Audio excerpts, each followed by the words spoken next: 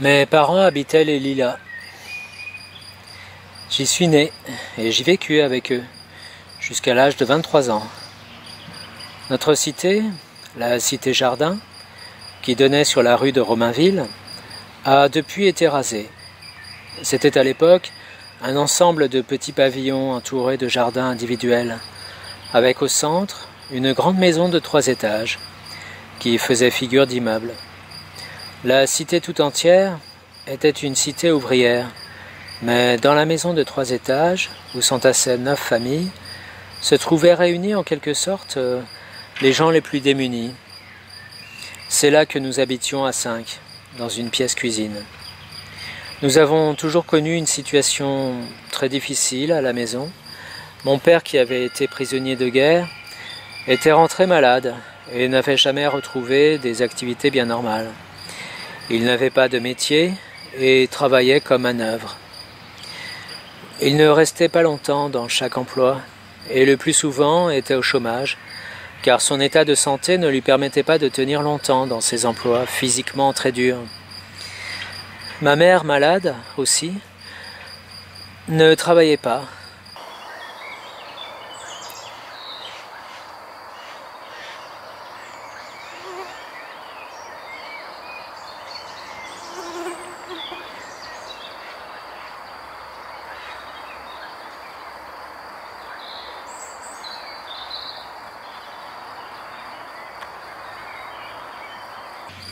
Profondément traumatisée par la guerre, les bombardements. Elle ne s'était jamais tout à fait remise de la mort d'un jeune enfant en 1945 et avait cessé depuis bien longtemps de travailler à l'extérieur. Pour une famille ouvrière ayant 3 enfants à charge, la vie n'était pas facile tous les jours.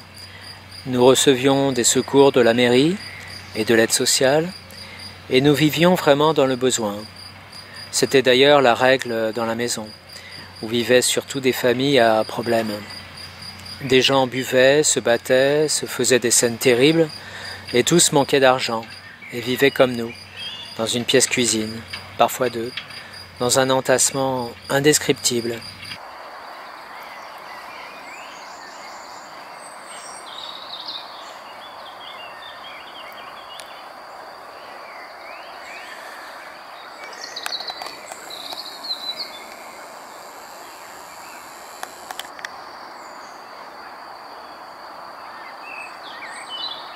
C'est pourquoi les enfants de la maison vivaient le plus souvent dehors, non dans la rue, mais sur l'étroite bande de pelouse qui ceinturait l'immeuble. Pour nous, c'était le paradis. Il ne reste plus rien aujourd'hui de la cité Jardin avec sa pelouse et ses allées au nom de fleurs. Elle a été entièrement rasée pour faire place à un grand ensemble. Ses habitants ont presque tous été relogés dans une des tours de l'ensemble. Ma mère, veuve aujourd'hui, habite au 13e étage de cet univers de béton, d'où a disparu tout espace vert.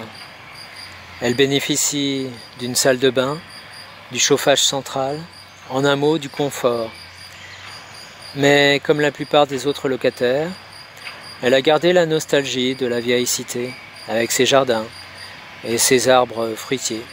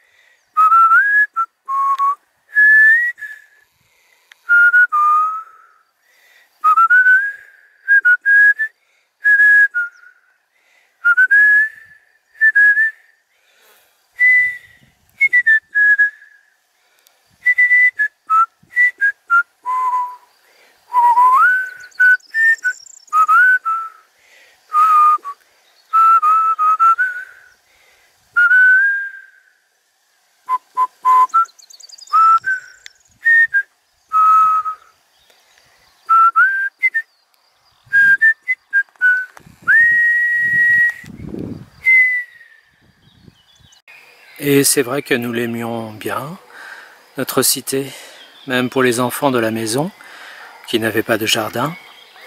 Il y avait cette irremplaçable pelouse d'herbe maigre où nous étions heureux de jouer. Sans elle, nous aurions été encore plus pauvres. C'était notre refuge et notre domaine. Quand les choses devenaient trop difficiles à la maison, quand éclataient les disputes et les scènes, ou tout simplement quand nous avions envie de respirer, d'être libres et de fuir la misère et ses logements surpeuplés, nous nous retrouvions sur la pelouse, nous y passions des heures, et il fallait nous appeler maintes fois pour rentrer, car nous n'avions pas le cœur à revenir vers cette maison si peu accueillante.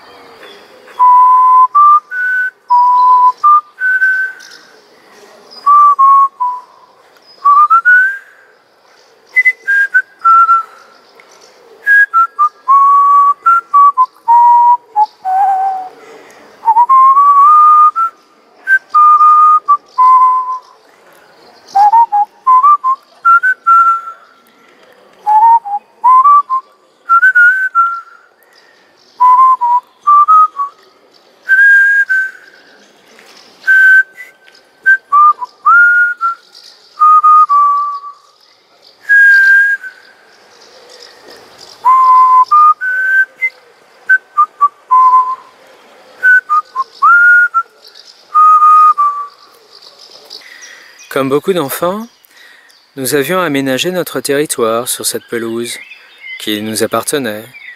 Nous organisions des fêtes, des dînettes, des représentations théâtrales. Nous invitions parfois les autres gosses du quartier qui devaient payer un droit d'entrée, quelques morceaux de sucre ou de chocolat. Et nous nous montrions sévères quant à la sélection. Nous adorions nous déguiser et ma mère, qui était assez coopérante, nous prêtait de vieux chiffons et nous maquillait. Ce petit univers imaginaire, où chacun amenait ses idées, ses trouvailles et ses rires, était le contre-pied nécessaire à la vie familiale.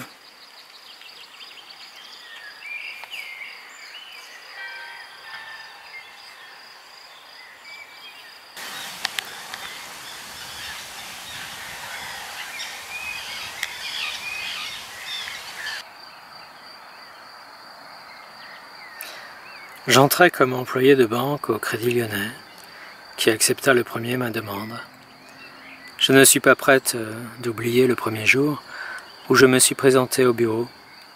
Je n'avais rien de convenable à me mettre et une voisine m'a prêté un imperméable rouge et des chaussures. C'était vraiment la limite.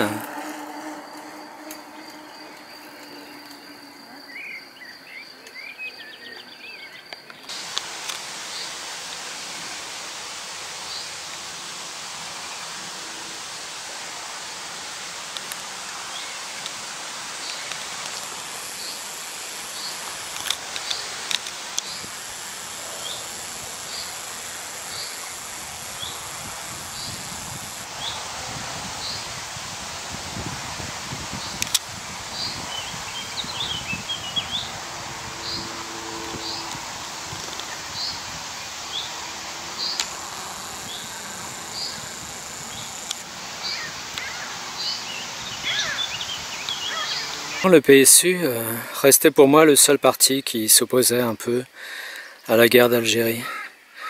En octobre 1961 avait eu lieu la manifestation des Algériens à Paris.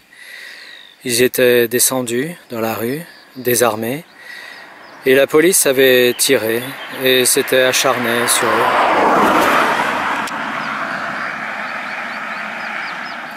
Avec une rage meurtrière. Le lendemain, on n'arrivait pas à connaître exactement le nombre de victimes, car on retirait des cadavres de la Seine, et on en trouvait d'autres dans le bois de Vincennes. C'était ignoble et révoltant. Pourtant, ni les grands partis, ni les syndicats n'ont bougé. Seul le PSU a organisé une manifestation surprise. Je me souviens que l'on était arrivé, oui, par petits groupes, et convergeant vers la place Clichy, afin de ne pas attirer l'attention par la police, car toute manifestation était interdite. On s'est alors vivement regroupés et nous avons manifesté de Clichy à Pigalle pendant un quart d'heure environ. Nous étions peut-être 1000 à manifester dans ce quartier essentiellement peuplé d'Algériens et choisi pour cette raison même. Et l'on a pu entendre des réflexions telles que « Tu vois, il y a quand même des Français qui sont avec nous. » Et un autre répondait « Oui, tu parles, mais ils sont combien ?» Effectivement, nous étions peu nombreux, mais notre manifestation représentait un geste.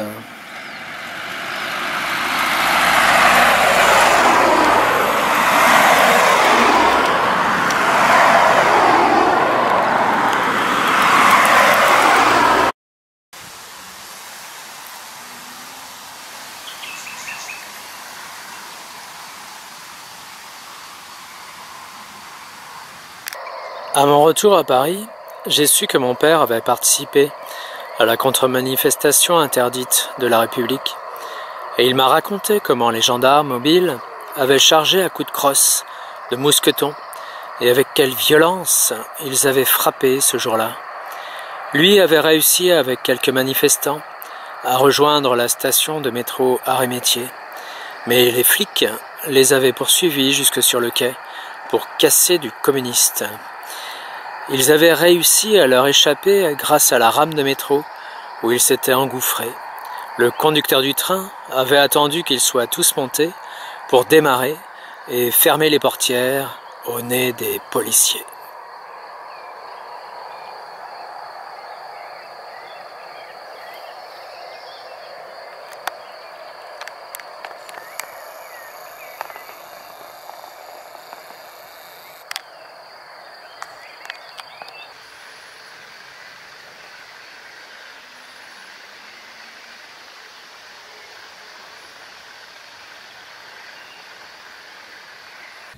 À l'époque, je n'émettais aucune objection. Au PSU, on critiquait parfois le PCF, mais c'était surtout à propos de la guerre d'Algérie. Quant aux autres problèmes, mouvements sociaux, politique des syndicats, cela ne paraissait pas important, on ne les abordait pas. Mais si j'avais adhéré au PSU à cause de la guerre d'Algérie, il me semblait tout naturel d'être à la CGT pour défendre mes intérêts et ceux de mes camarades de travail.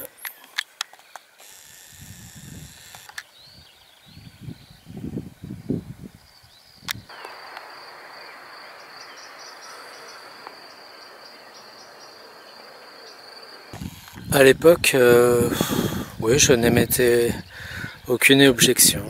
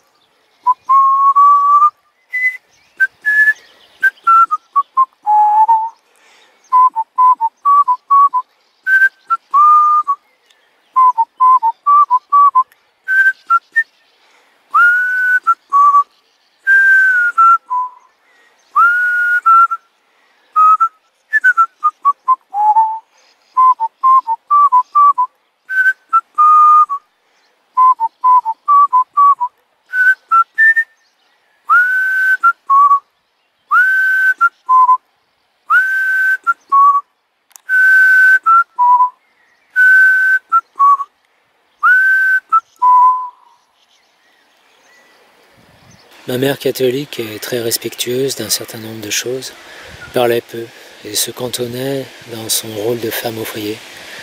Mon père, par contre, discutait beaucoup. Il se disait anarchiste, en fait il ne l'était pas réellement, mais il aimait à se définir ainsi.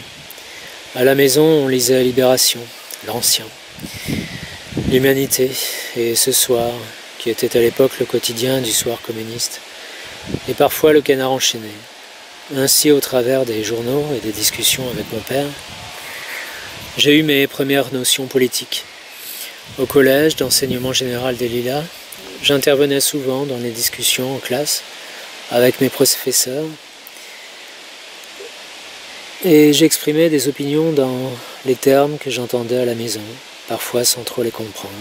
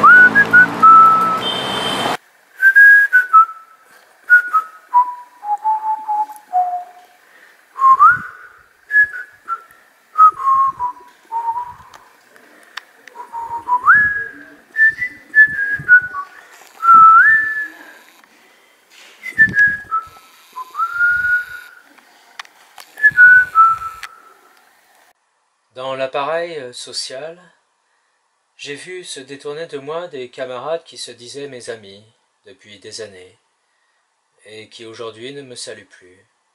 C'est un réflexe de parti qui a joué et non une réaction sociale normale, car du moins officiellement, dans la société, toutes les opinions politiques sont admises.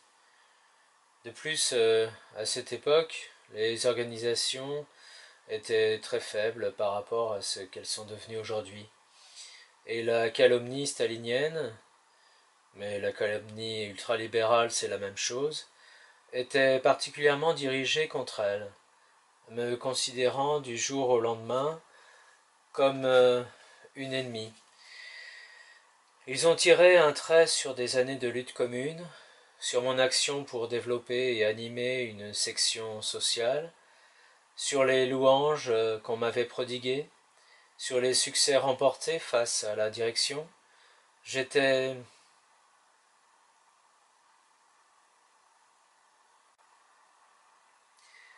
n'existais donc plus. J'ai même surpris un jour ces paroles entre deux militants. À une autre époque, on l'aurait fusillé. Et la veille encore, c'étaient mes amis. Pourtant j'avais prévu cela, mes camarades de Voix ouvrière m'ayant prévenu. Mais tant qu'on ne l'a pas vécu, on a du mal à l'imaginer.